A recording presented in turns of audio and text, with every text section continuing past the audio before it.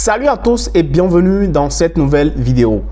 Aujourd'hui, nous allons parler de l'enjeu de l'immigration ou de la migration des Africains vers l'Europe en passant par la Méditerranée et de la migration en majorité dans le monde entier. Quelles sont les conséquences de cela sur les économies et quels sont les dangers liés à cela?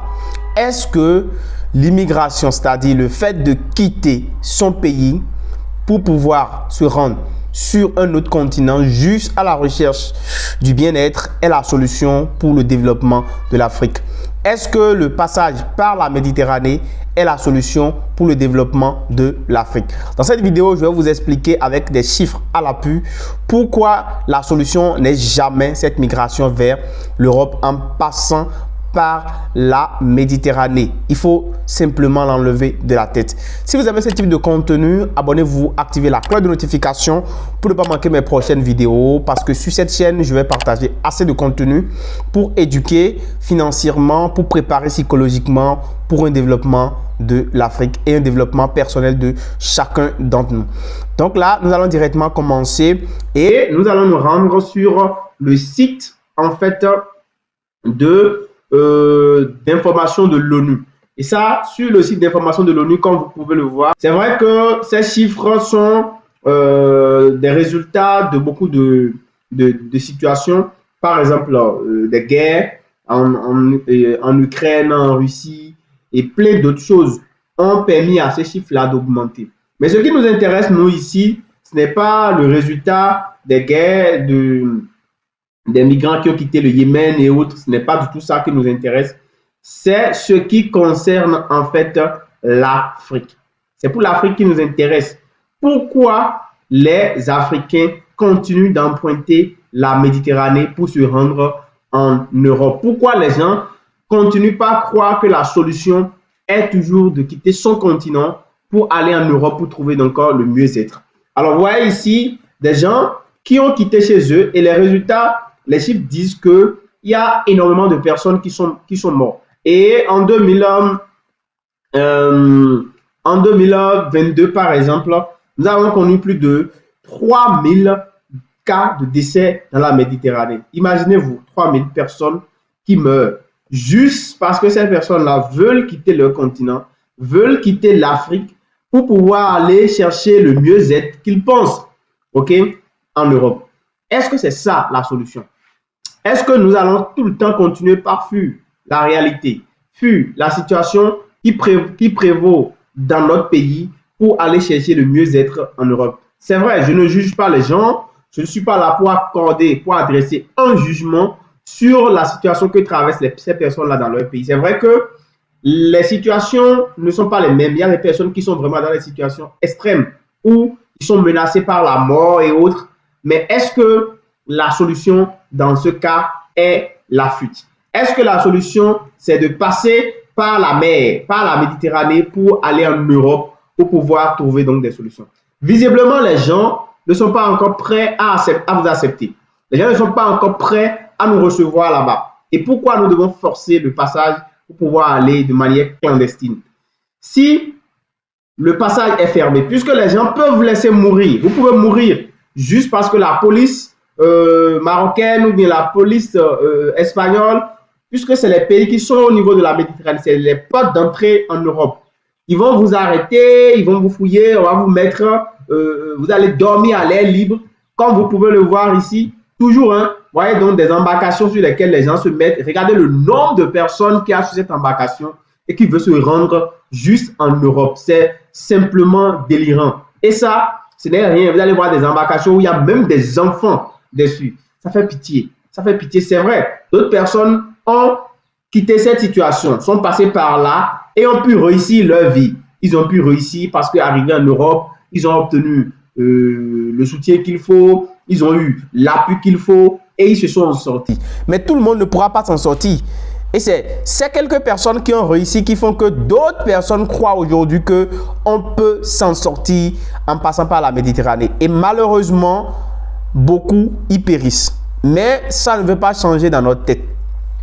Est-ce que lorsque votre maison prend feu, lorsque votre village prend feu, Est-ce que vous allez fuir la fuite et d'abandonner votre village dans le feu, dans l'incendie? Est-ce que c'est ça qui est la solution? Je ne pense pas. C'est beaucoup plus profond. Quand ça ne va pas, il faut être dur pour pouvoir supporter. Il faut faire face à la réalité, trouver des solutions. Pendant que les gens fuient l'Afrique pour aller dormir, et ça c'est le paradoxe, ils fuient l'Afrique ici, pensant que là-bas, ils auront des solutions, mais arrivés là-bas, ils dorment dehors. Ils ont des maisons ici, ils ont tout ici, mais arrivés en Europe, ils dorment dehors. Ça, c'est vraiment pathétique. C'est pathétique parce que on ne peut pas s'imaginer que dans la réalité, des gens qui ont de maisons puissent quitter chez eux ici et aller dormir dehors en Europe. Vous pouvez voir des personnes, des migrants qui ont quitté l'Afrique ici et qui sont allés en Europe, mais qui dorment dehors. Ça fait pitié. Ça fait pitié. Ce n'est pas des gens qui n'ont pas où dormir ici, mais ils ont décidé, pensant que la meilleure solution est d'aller en Europe, mais arriver là-bas, les voilà. Il n'y a pas de place pour ceux qui ont pu survivre, ceux qui ont pu échapper à la mort dans l'eau, ou ceux qui ont pu échapper aux matraques des policiers et toutes les contraintes possibles et qui sont entrés en territoire européen. Voilà donc ce qui les attend là-bas. Dormir sur des cartons, dormir au bord des voies avec l'hiver, avec cette fraîcheur qu'il y a là-bas et tous les risques d'être poignardés, d'être tout, en fait, tout ce qui peut leur arriver, ils supportent ça, ils préfèrent dormir dehors.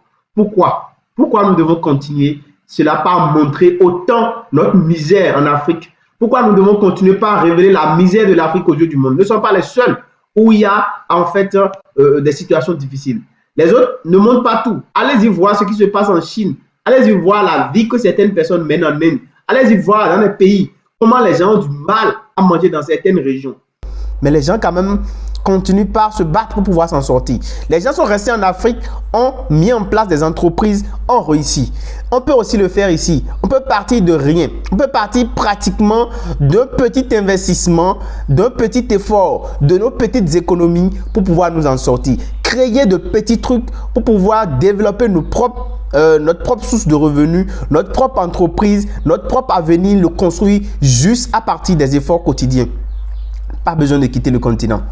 On peut voyager en Europe pour aller en vacances. On peut voyager en Europe pour aller en balade. On peut voyager en Europe pour aller nous faire plaisir. Mais pas voyager en Europe pour aller dormir dans les rues, pour aller commander des postes, pour aller être toujours à l'affût, toujours être en train de fuir parce que vous n'avez pas de papier, être à la solde des gens, aller nettoyer des carreaux alors que chez vous ici, vous êtes des rois pratiquement. Je ne sais pas quelle mentalité les gens ont. C'est vrai, certaines personnes ont fait ça et ils ont réussi. Mais ce n'est pas des exemples à suivre. Ce n'est pas des exemples à envier. Ce n'est pas des personnes à convoiter.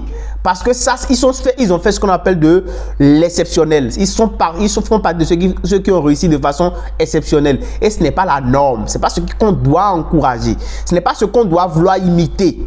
La norme, c'est de se battre, de rester chez soi et de développer son continent. Combien d'Européens vous voyez venir en Afrique pour traversant la Méditerranée pour venir juste chercher le mieux-être? Les Européens qui viennent ici, ils y viennent parce qu'il fait beau vivre chez nous et ils viennent profiter des vacances.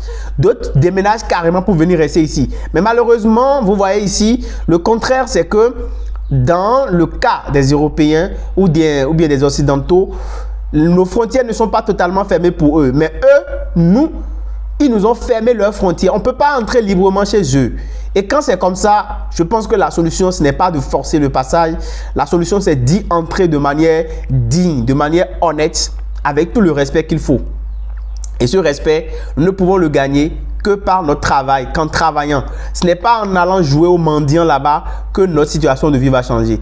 Personne ne viendra développer notre continent. Personne ne viendra changer ce qui se passe en Afrique si nous-mêmes, nous ne voulons pas nous mettre au travail pour changer la situation de l'Afrique. Et ça, il faut que ça soit clair dans nos têtes. Ce n'est pas en fuyant, en passant par la Méditerranée, en nous rendant en Europe que notre situation va changer. On peut rester en Afrique, travailler, développer le continent, faire l'agriculture, faire l'élevage, faire la pêche, faire travailler dans des complexes textiles, faire tout ce qu'il faut pour que notre continent se développe. On a toutes les ressources ici. On a l'or, l'argent, d'ailleurs, tout ce que les gens utilisent pour développer leur continent. La plupart de ces matières premières sont extraites d'ici. Donc, je ne vois pas pourquoi nous allons fuir. On ne pourra pas développer l'Afrique en fuyant l'Afrique. J'espère que cette vidéo t'a intéressé. Si tel est le cas, n'hésite donc pas à liker et à t'abonner à la chaîne. On se dit à très bientôt. Ciao.